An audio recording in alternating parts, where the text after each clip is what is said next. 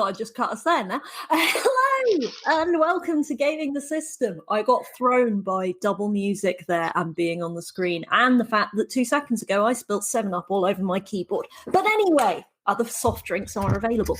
Welcome to Gaming the System. We are 4 intersectional feminists looking at gaming through a feminist lens.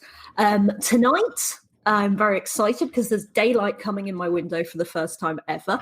I am also, we are going to be looking exactly through our feminist lens and saying, gaming is a feminist issue. What's that all about? So I'm going to dive straight in today and ask our panel why, for them, gaming is a feminist issue. But don't forget, we are live. We are getting your social media comments. We love hearing from you. Please do join in. So if you have any thoughts about why gaming is a feminist issue and what that means to you, please do put them in the chat. But in the meanwhile, why do you see gaming as a feminist issue? I'm coming straight to Jem. What do you think? Yeah. Well, I have had a big long think about this earlier today, actually, and I think it ties into basically everything. So I had a whole long explanation, long thought about it, because I have studied psychology, I've studied sociology, I've studied social anthropology. I've been fascinated by the way that humans interact, and I think what it has all told me is that everything is connected, and that our society and our culture is entirely socially constructed by how we make it. So I think that means that everything is a feminist issue, because everything impacts on feminism and everything impacts on how society interacts, how people interact, and how we develop as a culture. So from that perspective, I feel that it boils down to that big, long thought process that I had today, boils down to the fact that I think everything is important. And I think that something that is culturally impactful, like gaming, something that we talk a lot about computer games here, but we also want to talk about other games, board games and role-playing games and all sorts of things. So, gaming is something that a lot of people do. So it has a big impact on a lot of people. And I think, therefore, it's something that has a big impact on our society. So if it is reinforcing negative stereotypes or gender inequality, then it reinforces those things in the wider society. So I think it's essential that we recognise it and that we deal with it. I also think that play is a very impactful thing. So the fact that you're playing, if that's has the lessons that we learn through play impact how we behave in society. So I think those are why I think gaming is a feminist issue. Yeah, and I agree with everything you said. So I'm not even going to add anything. Matt, why do you want to tell us gaming a feminist issue? Why? Matt, I can't hear you, unfortunately, right now. We haven't silenced Matt. We don't silence men on this podcast.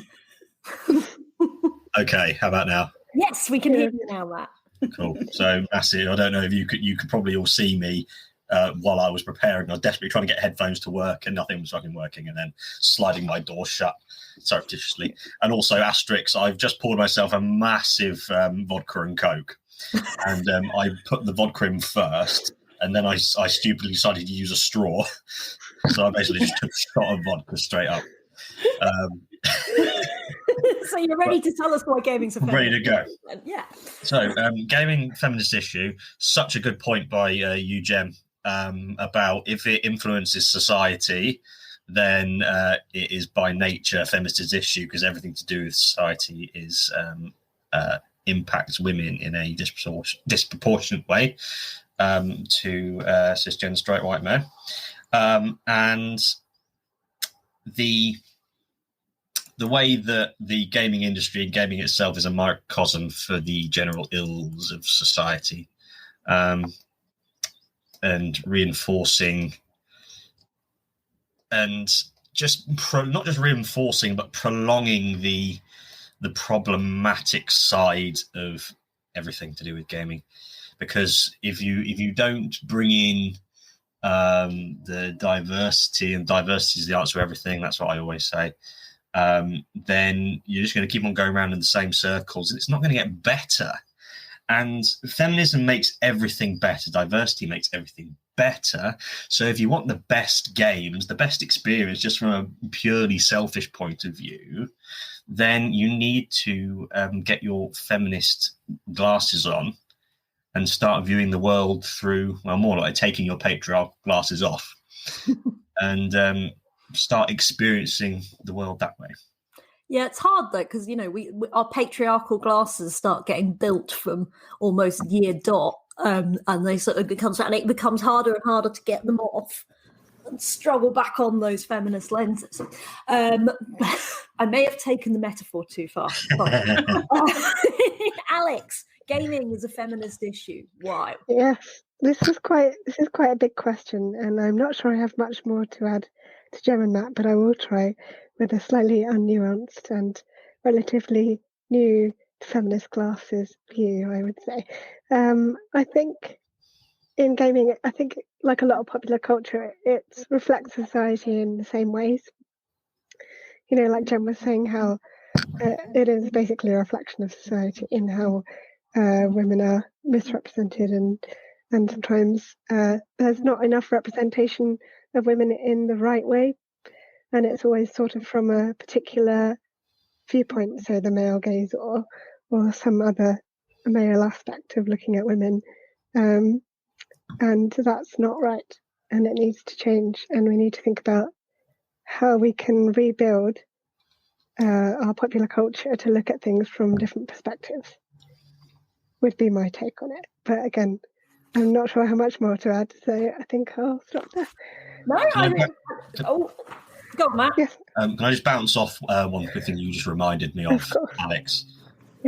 Which was you talking about there's representation and then there's the right kind of representation. Mm-hmm.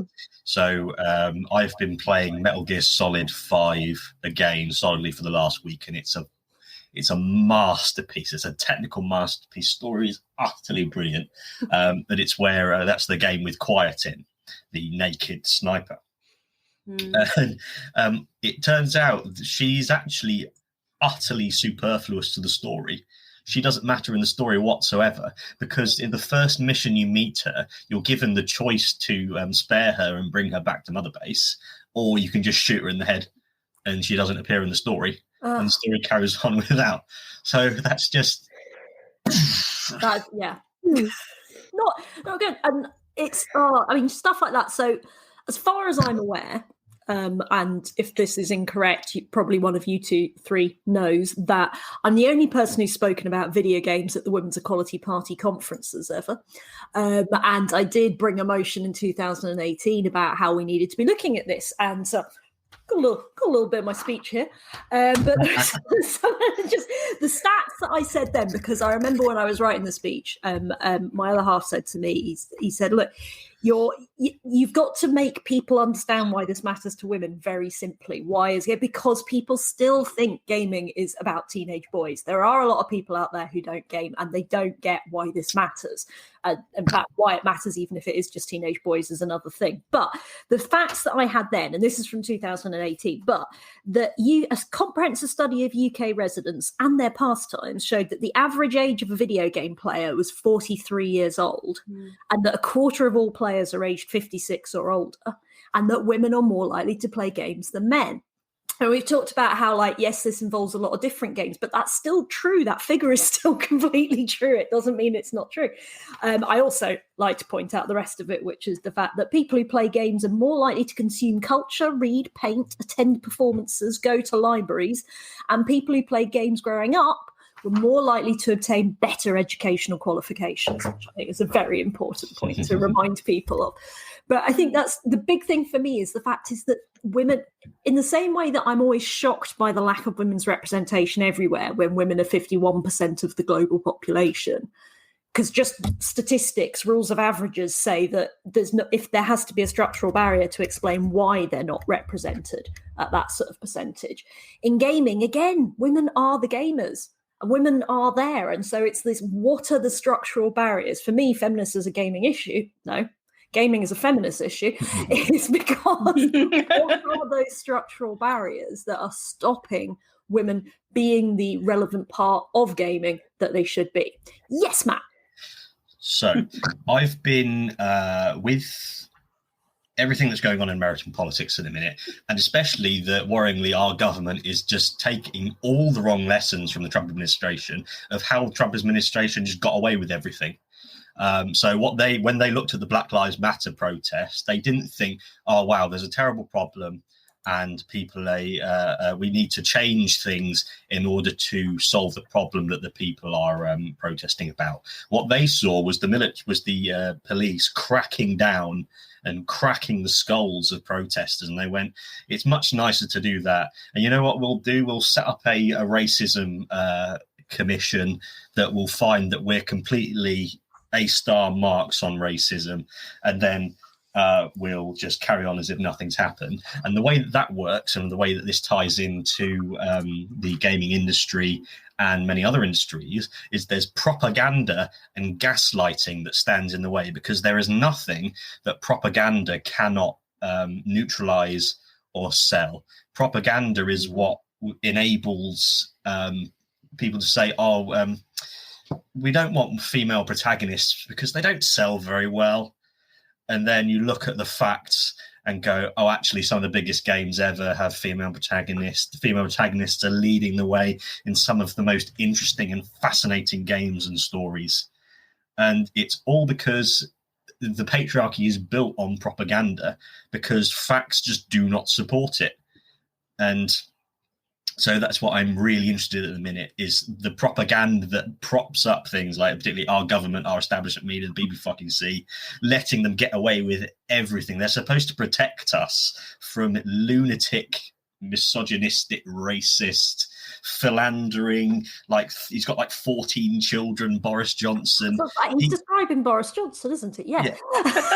Yeah. And he should have been completely locked out of politics when he was like 18 when he wrote this. I could talk forever about this, so I'll shut up and carry on. It's fair enough, and we could do a different podcast entirely on that. But your point about how it's the sort of the propaganda and the way it was just made me think of one of the things I was looking at was the fact that Jade Raymond, who I suspect Alex probably knows who she is because she was the head of the EA Motive Studios when they were making games like Star Wars Battlefront 2 and the Assassin's Creed games.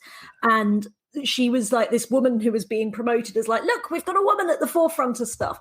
And the voices online were just going, nah, it's just a front. She couldn't really have designed those games. She's just being put up as a PR exercise. When of course, like obviously these were the sort of games that she wanted to see. And I mean, Ketch has added in our comment here, thank you, Ketch, long-term viewer, about gaming is growing and growing, and it has the opportunity to grow in the right ways or wrong ways. And I agree, it's about getting it right now. But one of the things I always find very frustrating with feminism is when people say, yeah, but look, we're getting there. It's getting so much better. And I remember being 17 years old, which was a while ago, and being told the exact same thing, saying, yeah, in a few years' time, we'll have equality. It'll all be sorted. It'll all be fine. And my frustration with these things comes from how slow and how it feels like we take steps backward all the time. I mean, Alex, do you think things have got better since you were younger in terms of feminism and gaming? That's a good question. I think some of the things that were bad have obviously improved, but there's now like new aspects to the bad things in the way that gaming has changed, and the way that we game in general also has changed obviously since I was little. So there's like obviously with the expansion of the internet and online gaming, that's brought in a whole raft of like new issues to be dealing with, as well as opportunities. Obviously we've got to think about the positive side of things as well, but it is a big question. So it's a tricky one for me to answer, but I think there's probably trade-ins for like for likes in terms of how we've progressed over the years and also taken steps back. But I can't think of any specific things right off the top of my head. Jem and Matt could probably, though, I'm sure. Well, I was going to say, I'm hoping that you're more optimistic about it being slightly younger. Jem, are you as jaded and cynical as me? I think it has got better, actually. I do think it has got better. I think more women are obviously working in the games industry, and we know that that's how you work towards equality. So I think that has got better. I think there is a problem with this sort of online gaming situation and how women are treated online. And I think there is a risk, and I think we're seeing this across the board online, actually, of women being hounded out of those areas because there are some men who feel like this is a male-only space and that women are only there to be pretty and to make them feel better or to be a target for their aggression. So I think there is a risk of that happening, and I think we need to be mindful and we need to be kind of on the ball with that, because it's not enough to say women are designing more games, there are more female characters in games, all of the games are getting more accessible for women and women are playing more games. That's it, job done. Like you're saying, Caroline, we're always told, because we've now got this one example of like things being more fair, that we have to accept that that's the win, that's okay, and it's fine that we've only got whether 30% women in parliament and things like that. It's I've probably got that number wrong, you probably know that, Caroline. But we're told that that's enough and we should stop moaning about it and get on with our lives. But I think that I do think that there is a risk that if we don't keep vigilant, then there will be backsliding. And I think that as people feel more comfortable, as people think that that we've solved some of the problems, I think that we risk putting other issues on become more problematic. So I was just trying to find the Ruth Bader Ginsburg quote there, who's Supreme Court Justice, who sadly died last year. And one of the things she was I won't get the quote exactly right, but basically she kept being asked, well, how many women on the Supreme Court is enough? And her response was, well, nobody's ever minded that there's 9 men on the Supreme Court. And so why couldn't there be a situation where there was 9 women? And it's that sort of like, and it is like that tokenistic, if we don't keep an eye out, then it goes back. And of course, and Matt, it would be better if you could talk about this rather than me whittering on constantly. I feel I'm talking too much today. I've talked more than you, definitely. But we're not just talking, because we are intersectional feminists, we're not just talking about better representation of women, are we? We want to talk about how this is the same for minority groups, and it's not even the same, it's worse for minority groups, and how we need to see better representation across the board. Would you agree? Absolutely. So I've had this resounding reflection in my head recently, thinking about patriarchy and how the sense of belonging. And this is something I want to go into more in our next episode, which is going to be about accessibility and disability, which we're going to film after this. And it's the message that the patriarchy sends through all of its channels in every place and everywhere you might want to go. And it's that unless you're a cisgender straight white man, this is in majority white countries, then you don't fucking belong here. We are tolerating you. You're female, you're black, you're gay, you're trans, you're disabled, you've got mental illnesses. You don't fucking belong here. And then that's the weight of the oppressive voice that the patriarchy just punches into everyone. So when someone says, "Oh, you've got like 10% of women on this board," for example, they're going, "You've got enough, all right? We're letting you in here. We're accommodating you because you're here to make us look good, basically. So just shut up and sit there in the corner." And that's exactly the same in video gaming spaces. So online, a woman goes in there, and they're going to be attacked. And unless the top-down message of the patriarchy needs to be taken off the table in order for everyone to come together and think we all belong here. This is everyone's space. And there's so much potential for gaming to take that place, because everyone who consumes it has an opportunity to fight that fight. And I hope that it is going in the right direction. Yeah, I think there's sort of two strands of the ways I want to look at like feminism in gaming today, which is, I suppose, there's the bit we were talking about in terms of game design and whether there's women in the industry and where it is.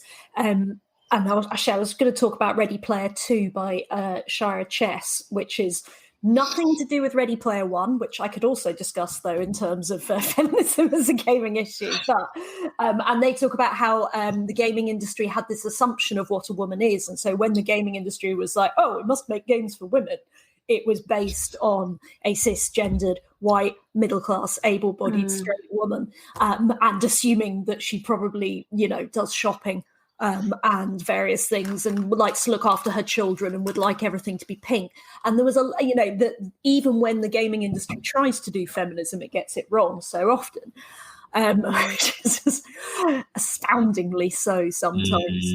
But what you were just saying then trigger me to think about Ready Player One, which I haven't read the book, I'll admit, but I did watch the film. And it's one of the things that struck me with the film is that you've got all these characters who, on the surface, we're looking at a diverse, wonderful world of people from different races and backgrounds and things, and they all manage to come together. And isn't it wonderful? Because in this virtual world, they can all be whoever they want. But the lead character is obviously still a straight, white, cisgendered guy who also has a lot in common with those sort of 90s tropes of like, oh, you should really all fall in love with and fancy the absolute useless guy who will never do anything with his life. And he's not even attractive. So they could have at least made him attractive. But I genuinely think there was some really damaging tropes in the 90s in terms of like Wayne's World and Bill and Ted and Airheads and all that stuff of like the absolute loser guy is the one that you should love, which again leads into incel culture. Anyway, it all links. But the female character who's supposedly ugly and disfigured, I mean, since she's all that, there hasn't been a worse transformation of like, oh no, she's got a bit of a birthmark. She's also stunningly beautiful. And then the black female character doesn't. Anyway, I've gone on a rant. Sorry, but my point is, I did have a point. The two that film actually explains where the two bits of feminism that I wanted to talk about converge. So there's the gaming industry and its need to improve in what games are, but there's this side we keep hinting at about the internet and about interactivity, and that being one of the new dangers and one of the new problems for women. And I say it all the time on here. You go on that Gamer Girls subreddit, and every other post is, oh, I had to turn off my mic because all these people piled on. Oh, I can't ever talk in a gaming lobby. I mean, women are literally being excluded from a large part of what gaming is because of the fact that they don't want to turn on their mics. I know we talked about it a bit before, but like, Alex, you said you don't play games like that at all. Do you feel like you're missing out on part of gaming because of not being able to do that? Well, when you've sold it so well, Caroline. Right. Exactly. But no, I don't think so, because I enjoy what I enjoy, and I don't tend to enjoy those types of games. So I'm quite happy playing the games that I do play, which is mostly single player with co-op with people I choose to play with rather than random people online. So I wouldn't say that I feel like I'm missing out. No. No. I mean, Jem, you've talked about it in terms of you've been going back to new World of Warcraft games, and we've both said as well as that now we're a bit older, we're more confident putting on the mic. But I sometimes think, God, wouldn't it be easier if I was just a bloke and getting the mic and not worry about these things? I have to say I never worried about it. I mean, it was never something that bothered me. I think because I basically grew up online. And so when I was 11, I was doing my first sort of online gaming back in the day when they weren't really games. I tell my daughter about it. She's like, what, like, like Fortnite? And I'm like, no, like a text game. But anyway, so I think I kind of got used to men being like, oh, it's a woman, and it didn't really bother me so much because I was kind of like, yeah, okay, yeah, I am, and you have to deal with that. And I definitely went through a phase of enjoying the attention. I definitely went through a phase of taking advantage of that attitude, neither of which I'm very proud of, but that was me growing up. That was me learning about being a woman in the world. And I think when you're dealing with this kind of gender inequality, you've got to use everything that comes to hand, really. And I think that was definitely something. But so it's not really worried me. I think the problem comes when you get corralled into a space where you feel that you either have to be that person, that boring person who doesn't want to talk about sex or doesn't want to, flirt, or you get corralled into being, like, oh, you're the token woman in a guild or in a group or something like that. Or what I experienced, which was being targeted because I was the partner of somebody that was in the positions of power in the games that I was playing. So, I became the person because they didn't want to go after him. They would go after me. And so I think that there are really problematic issues around it. But I don't think I ever felt scared to admit that I was female or scared to be a woman in that environment. But I definitely felt that it added an additional layer onto my gaming experience. And I suppose for some people who perhaps come into this later, or who are not, perhaps I was lucky with the environments that I was in and the groups that I was with. I think it can be quite exhausting. I think that's the thing that I've learned over the years in exploring feminism and exploring intersectionality and exploring privilege, is that what people experience, from the cis women to cis white women to through all of the groups that we've talked about who are not basically cis white men, it's exhausting, it's tiring.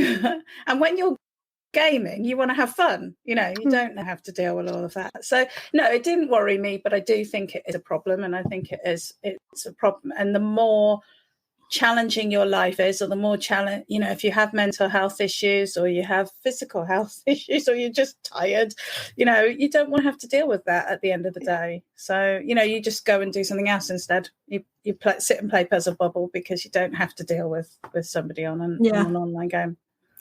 Yeah, I mean, Matt, we sort of say this like, it's very difficult for a woman to be involved. But, obviously you as a good male ally and as a good ally to many groups, do you ever find that, would you avoid these? I mean, I know, again, it's not your sort of games, but I mean, I find sometimes the environment is tiring because, and in the same way Jem's just described of, I'm going to have to confront this because I can't be the person who sits there and lets the racist, sexist, homophobic, ableist chat carry on.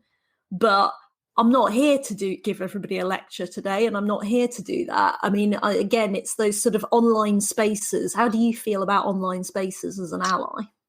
So you're right. I don't really engage with online spaces. Mainly, I've discovered I don't really like people. The vast majority of people are just not worth bothering with.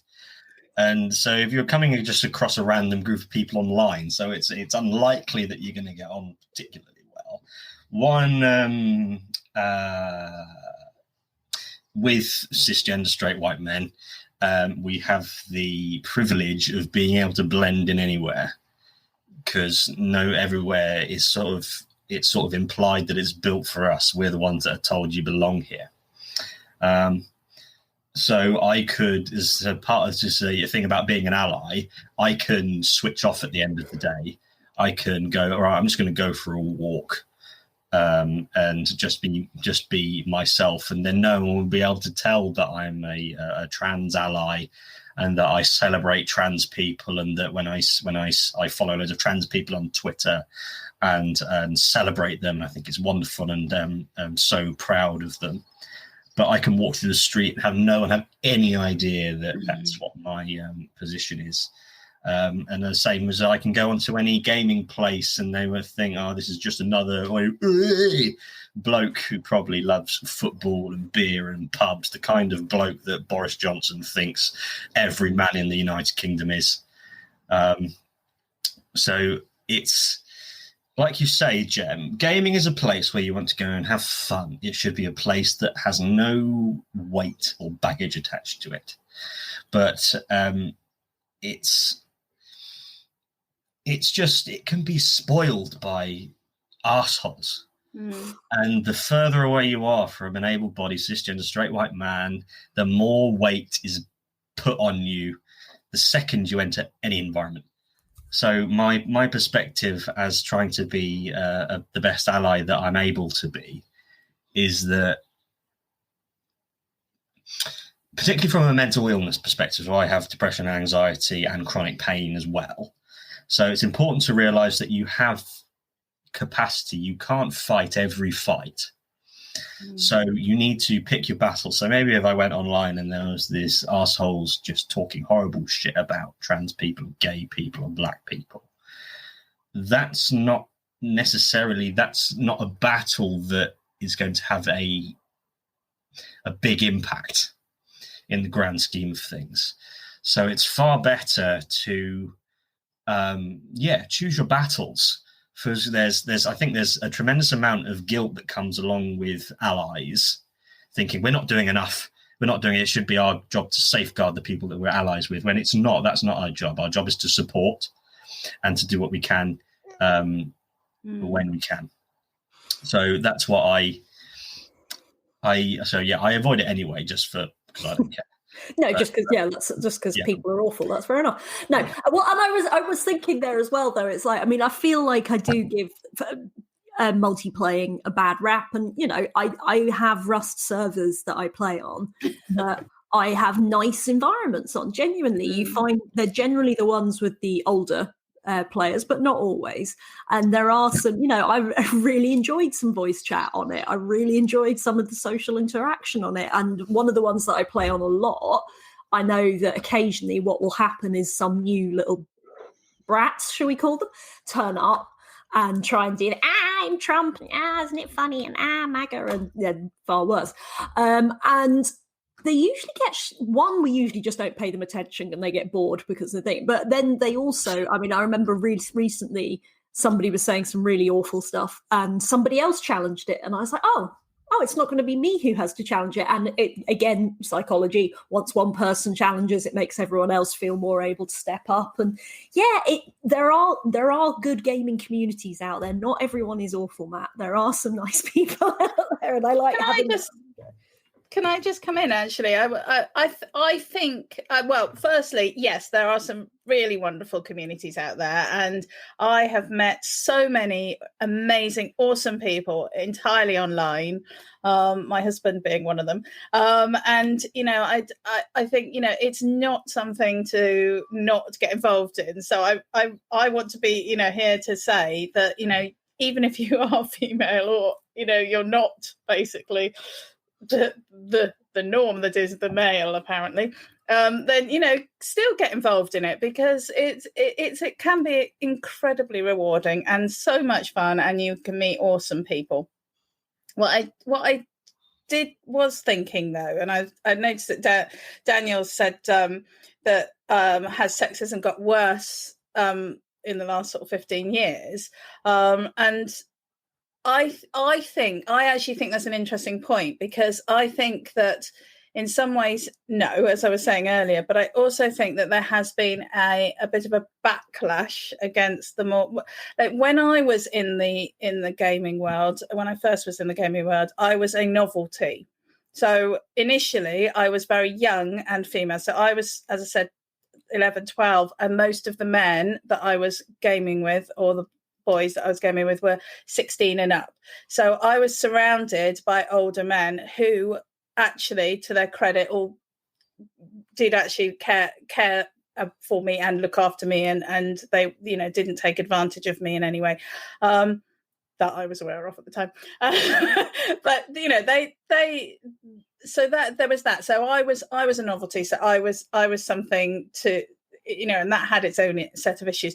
But I think nowadays that isn't the case so much. There are a lot of women out there gaming, as we've said. And so I think there is a bit of that whole thing, as Matt was talking about, like, you're in our space now. It was nice when there was just a few of you and we could have some fun. But now we're a bit worried that maybe you're going to come in here and, make everything pink and, not make us sandwiches and, all of that stuff. And there's a little bit of like, a fear, and I think that's that goes out into the wider culture, sort of bringing it back to like, how does this impact society, or how does society impact this, because we have this attitude at the moment that we have this sort of zero-sum game attitude, that like if more people get more equality, then other people have less, and that's what that seems to be this thing that's running through everything. So if more women game, then somehow this is going to negatively impact the gaming experience for all these white men, which, if they sit down for 5 seconds and think about it, they'll realize is not the case. But I do think that is what's sort of fueling this underlying fear. And so I think that the sexism is probably more overt and more aggressive when it comes out than it was back in 15 years ago or whatever. That's such a good point. I mean, I sometimes wonder, because of the fact, like, so I always flash back to like one of my flashbulb memories, as they are, and this is when Glenda Jackson came to talk to my school about, well, all sorts of things, but women in politics, I presume, was the main point. And she was talking about glass ceilings and blah, blah, blah. And smug little privileged Caroline over here, who was 17 years old at the time and thought she knew the whole world, sort of put her hand up and went, yeah, but like, women's equality's sorted now, isn't it? There aren't really any glass ceilings, blah, blah, blah. And Glenda Jackson, to be fair, didn't come back with the best answer, but I now see more what she meant, which was she came back with the answer. She said there are still pubs in this country that women don't feel comfortable going into. Now, unfortunately, that caused raucous laughter from the sixth form behind me, because they knew there was no pub that Caroline wouldn't be found in on a regular basis.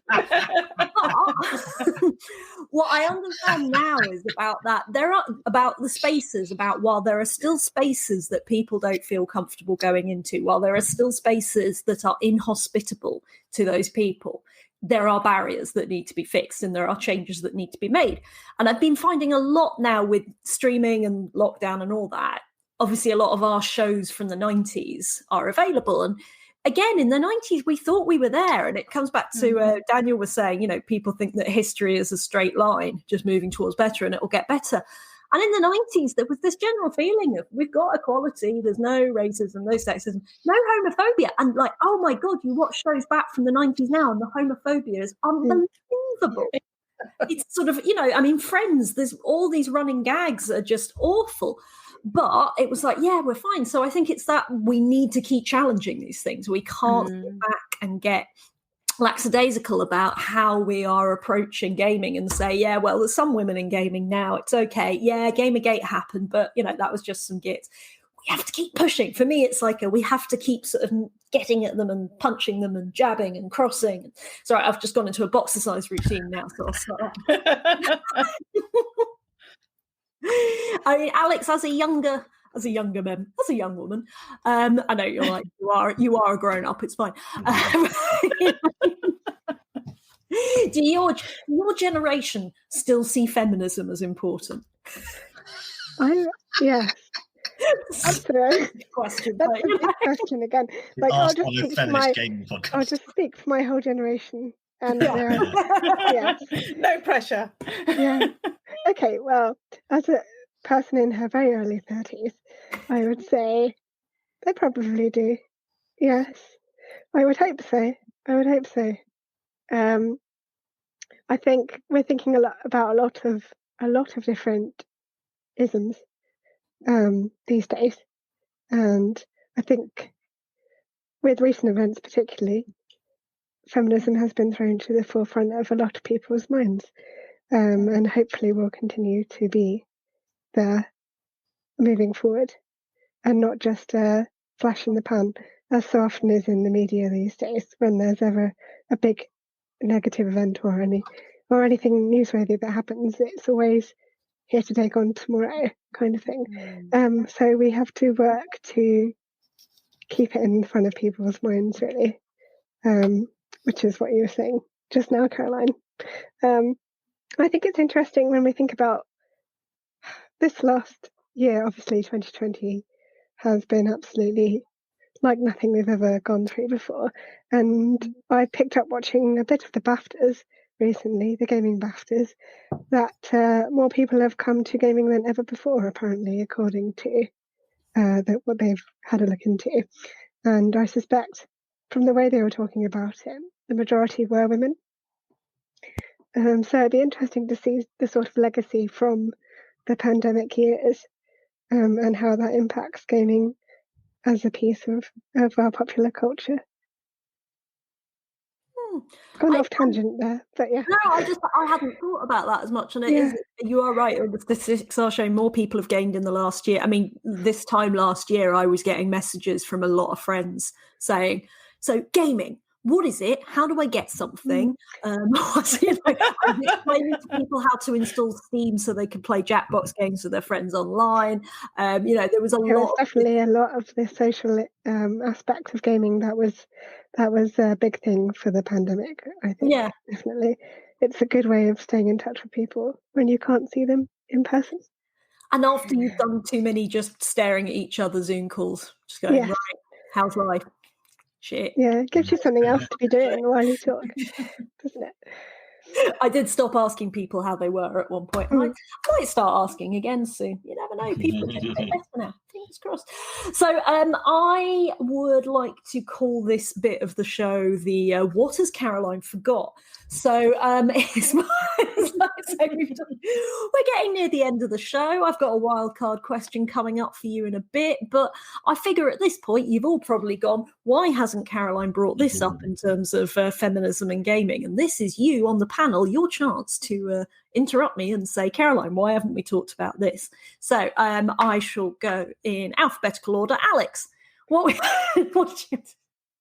anything I've forgotten? I think we've covered quite a large majority, I would say. Probably someone's going to say something obvious in a second. Let me think. I'll give myself 5 seconds. I can come back to you. We don't have to do it alphabetical. Good, okay. I'll have to think. Jem, what about you? Gosh, I was just hoping that M came before J. I know it doesn't.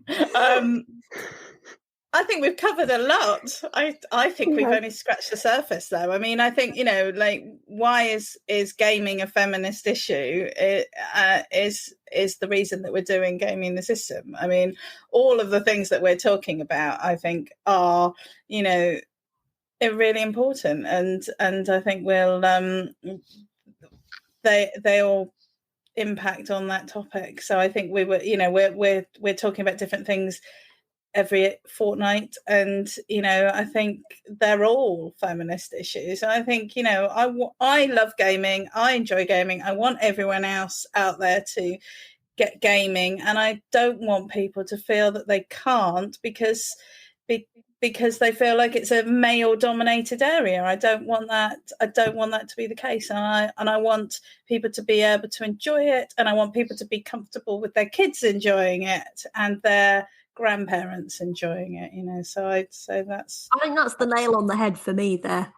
For me, the reason why I care about feminism and gaming together is because I have too many friends who don't feel safe gaming, who don't want to game, don't think gaming is for them because of the environment that has been created, and I want to change that.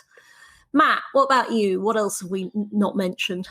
So there was one thing when I missed this parallel completely, and it's so poignant and timely, of saying that the patriarchy says to you that you don't belong here. This isn't your place. And how that exists in gaming, exists everywhere, and has been shown so profoundly and horrifyingly over the last few weeks with Sarah Everard's horrifying murder, is that message spreads to the streets of the country as well. The streets of the country are filled with the voices of people saying, you don't belong here. You need to stay inside to stay safe, because you're not safe out here, because you don't belong here. And if that message exists on the streets, it means it's going to exist everywhere. So it's a sign of this through line throughout the entirety of society, that says that women don't belong anywhere. They are meant to be bolt-ons to the male world. So that's really what that really brought up in me, that thinking of not belonging, because that thing of belonging, I think so many people feel it. And if a cisgender straight white man, able-bodied feels it, they can feel it just as authentically, but it's not going to be because of society coming down on them, whereas everything else, society is piling on top of any insecurities they might have and telling them that it's your problem. There's nothing wrong with society. Society's working the way it's supposed to, and you don't fit in. So that's the serious side. On the slightly more fun side, oh, good, because I was going to have trouble segueing from that. Yeah, it's dark. So yeah, that's why it's important that we talk about this. But so on a funner point, thank you, Alex, for giving me an opportunity to bring this in. You said flash in a pan earlier. Yeah. Before, about worrying that that's what the last few weeks of violence against women really being brought into forelight, and the Women's Equality Party absolutely shining and leading the way in going, hey, there are answers to all these. It's not just, what can we do? Yeah, we've got answers. This is what we exist for. So that's what the Women's Equality Party do with our incredible leadership team and everyone else who supports it. You said flash in the pan, and you're worrying that it dies down. But I think it's different, because a flash, if a pan flashes, then it just dies down of its own accord, because that's what happens to energy. I watched a video earlier today about what would happen if you dropped the biggest nuclear bomb ever into the bottom of the Mariana Trench, the very deepest part of the ocean. And literally what happens, it explodes and bursts out about a kilometre and then goes because the ocean crushes it back down. And I think that's a more appropriate description, because I think what the ocean is, that's what propaganda does. It doesn't just, if a nuclear bomb explodes on the surface, it explodes everywhere and it lasts forever. If it happens under the water, it just gets compressed down. And that's what propaganda does. It's the fault of propaganda that messages and stories get crushed down. So that's the thing I'm taking, what I was saying earlier about propaganda, which I'm so interested in. Those are the things I wanted to reiterate and talk a little bit more about. But wild card question time to bring us home. I did have a side point. I was just yes, it's kind of a side point, but it's about barriers to gaming in general. And I find that some of my friends, both male and female, find they don't have time for gaming. And I think it's kind of a reflection of perhaps our capitalist patriarchal society, that we're always pushed to be working, doing constantly. We don't have time to do anything fun. And perhaps women more so than men, because women have a lot of other responsibilities in society. They have a caregiving role, etc., etc. So naturally, they would have less time to do fun things like gaming, which does require many hours if you're devoted Oh, yeah. to it, of course, Such like an any good important hobby. point. Yeah. No, I think but that's hugely important, because it's something that strikes me a lot of the time, is that I know so many people who don't have any fun. And I know that sounds stupid, but I know that they are working or volunteering or caring all day long. And, you know, there is, so Valheim, I was just opening it up to tell you how many hours I have managed to rack up. So we all know this game only came out about 6 weeks ago. I have got 103.9 hours on it, which I'm partly embarrassed about. But I know that so few people are able to make that time in their life. And when I quit teaching, it was a big thing for me that I haven't had any spare time, and I am going to make time to have spare time to do fun things. And I think society doesn't value how important play and relaxation and spare time are into keeping you sane, full stop. Absolutely. So I'm very glad you raised that, Alex. That's brilliant. Okay. Oh, now about that for hours now. Right, anyway, ran. So, wild card question. Haha. So this is essentially just an excuse, because I've got some pictures for you today, guys. I didn't tell you because it's like, you know, you didn't get to bring an image, but I got to bring an image, which is, I want to show you about this. Now, Alex and Matt, you're going to be too young to remember the New Zealand story. But Jem, do you remember the New Zealand story? No. Oh, right, okay. The New Zealand story was one of the greatest games ever made, right? And it was possibly, look at those graphics. Oh, I recognise that though. That was, I mean, you know, I felt like when I was a kid, this was the best graphics I had ever seen. This was the most exciting game I had ever seen. I still remember this boss. I remember this perfectly. It's just like that classic thing. So I thought what would be fun, because I wanted to show you pictures of New Zealand story, was to ask you, what was the first video game that you really loved and why? What's like your earliest memory of a game that you loved? Because New Zealand story for me is, you've got to remember, I was playing on an Amstrad CPC 360. I was having to load up a cassette for about 20 minutes before I could play this game if I wanted to play it. I was playing it on a green screen as well. My friend had a color monitor, and like getting to see this on color was like, what? Having been playing it in green screen for ages. So it was just like, but I was like, let's learn a little bit more about our team. What was the game that you, as a young little early gamer, what was one of your and Jem, I'm specifying video games here, and I'm not allowing muds. I'm just putting Sorry, I've got one in mind. I can just barely remember it. Okay, well, I'll come to you first then. Go on, Jem. Let's go back down to nostalgia.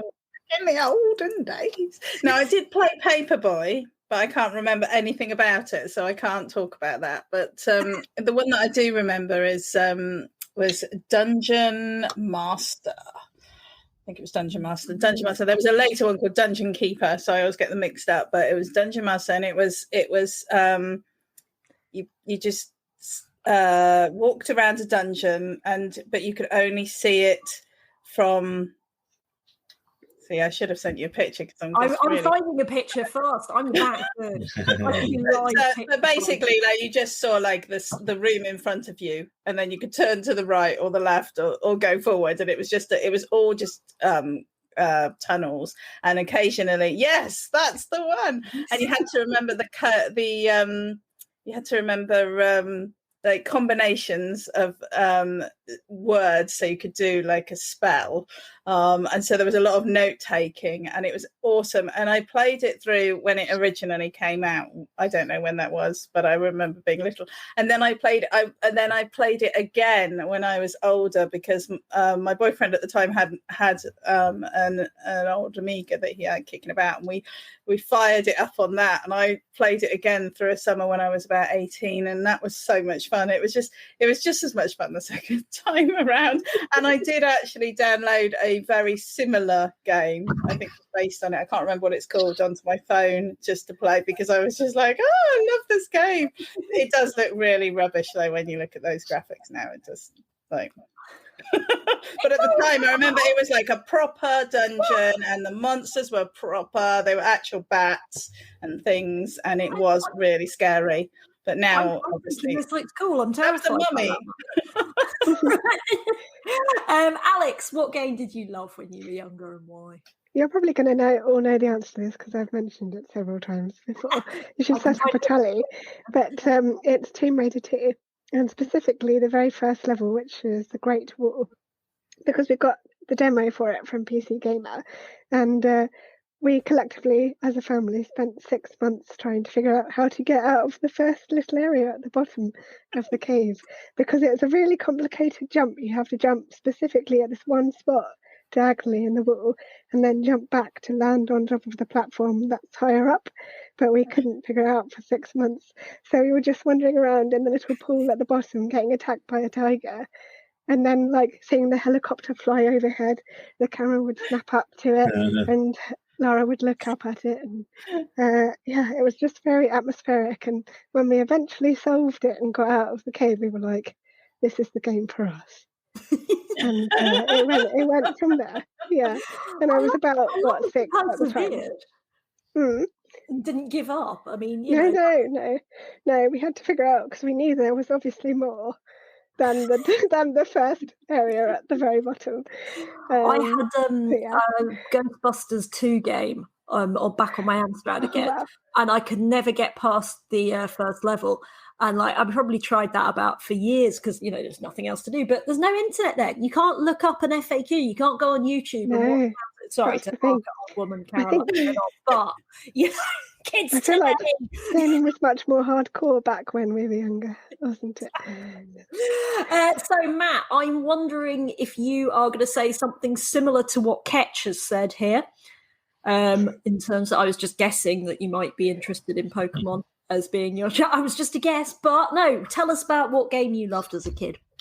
So thinking of like feeling wise, I think Rome Total War was a massive part of my childhood. I must have probably one of the first games that I must have spent probably 100 hours plus playing, and just the joyful expansion of power and conquering the world. And I'm extremely ambitious. So when I was young, that was a really nice conduit for my wanting to rule the entire world, because you could, and I've got this I'm not OCD in any way, but I love patterns and having things all set up in nice rows and making the entire map green. When I was, I think I played as Wall, conquering the entire world, and all the cheats you could do. You could press I think it was the F2 key, and then type in loads of things, so you could have an army of 24 elephants fighting an army of another 24 elephants. I think that has a really nice warm place that it makes me feel when I think about it. I love the Civ games, and I've always thought, I really should get into Rome, and I have actually bought them all on Steam, and still haven't got around to actually playing them, and I really should. But anyway, I think I like these little insights into who we are as gamers and stuff, because it's all very well us sitting here going on about intersectional feminism and all that stuff, but it's nice as well to have a reminder that we are just gamers. We are just normal gamers, like any other gamers. We just happen to also be feminists, and we're not the only ones out there, I suspect. And also, I have to say, Ketch, I'm bringing that back up again because Sonic the Hedgehog, very important game for me, but at a slightly different period in my life because it was the Dreamcast. But this isn't just the Caroline show, so we'll leave it there. And we have sadly run out of time. So next time we will be talking about accessibility and disability in gaming, and we will be that will be in 2 weeks' time. We have stuff every Thursday. Somebody will be streaming a game next Thursday. God knows who. One of us.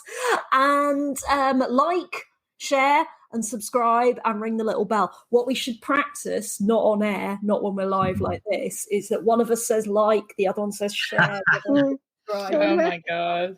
We'll try and coordinate that next time. That's going to go so wrong. The system, and thank you for watching. Bye. Bye.